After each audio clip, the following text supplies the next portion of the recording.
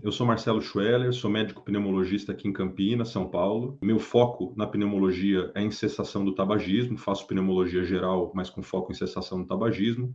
E mais recentemente comecei um projeto de mentoria de carreira para médicos, ajudar os médicos a reconstruírem a relação deles com a medicina e adequar o número de plantões na vida. E acho que a primeira coisa que todo médico se preocupa, né, quando vai começar algo novo, é a questão da legalidade, né? Se aquilo é permitido ou não é permitido e como que isso funciona. Primeiro, eu tinha dúvidas em relação a até onde poderíamos ir com a telemedicina, né? Então, nem sempre é algo fácil, e até o seu livro e depois o seu curso ajudam muito nisso, aí esclarecem mesmo. Nem sempre é fácil você entender qual que é o limite daquilo, né? Tem muitas dúvidas, tem muitos questionamentos que duraram meses, que é se poderia ou não fazer a consulta, se poderia ou não fazer a primeira consulta, né, de um paciente que você não conhece, que tipo de medicamento você pode ou não pode prescrever de forma digital.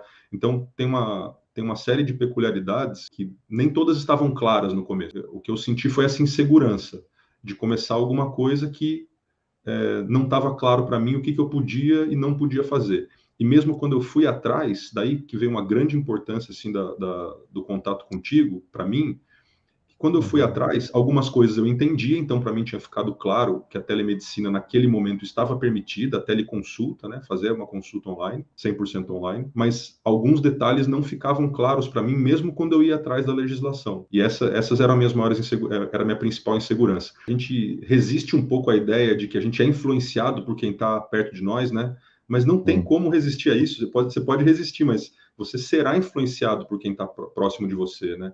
E Uhum. naquele momento eu não tinha pessoas próximas a mim fazendo telemedicina e isso me atrasou. Agora a gente tem um convívio dentro do grupo do curso, né, que a gente faz de várias pessoas fazendo e mais do que fazendo telemedicina, pensando nisso, né? Mais você faz, aí você começa a pensar sobre aquilo e cada pessoa tem uma experiência diferente que pode contribuir com a experiência do outro no futuro. Então isso é muito legal. A gente vai ser influenciado por quem está próximo de nós.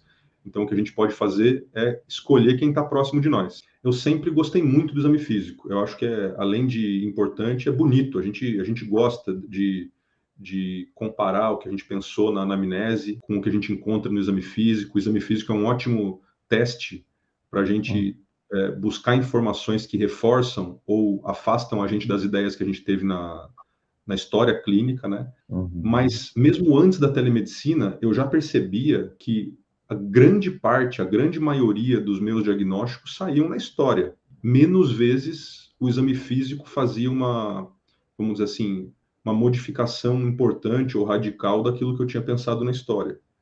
E isso é Uhum. algo que está, inclusive, na literatura médica, né? De que uma história bem executada ela te permite mais do que 85% dos diagnósticos em algumas situações. E eu percebo isso na minha rotina no consultório presencial, que o exame físico é importante, mas poucas vezes ele causa um grande impacto no diagnóstico, no sentido de modificar o diagnóstico. Então, Uhum. essa não era uma objeção que eu tive e eu confirmei isso com a telemedicina, porque na maioria das vezes a gente consegue dar uma boa orientação, prescrever, escolher os exames quando os exames são necessários, e além disso, na telemedicina, não é que a gente não vai fazer nada do exame físico, né? Isso é outra coisa que você sempre fala.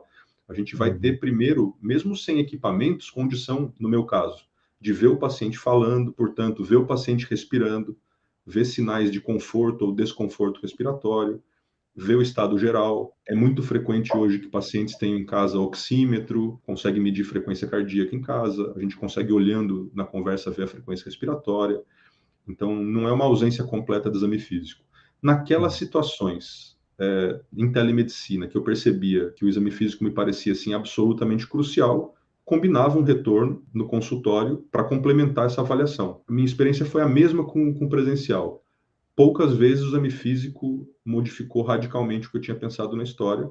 Geralmente ele reforça o que você pensou na história, uma vez ou outra traz informações a mais, e então Uhum. a gente não pode descartá-lo. A gente consegue muito bem perceber em quais situações isso provavelmente vai ser fundamental ou não. Da possibilidade do toque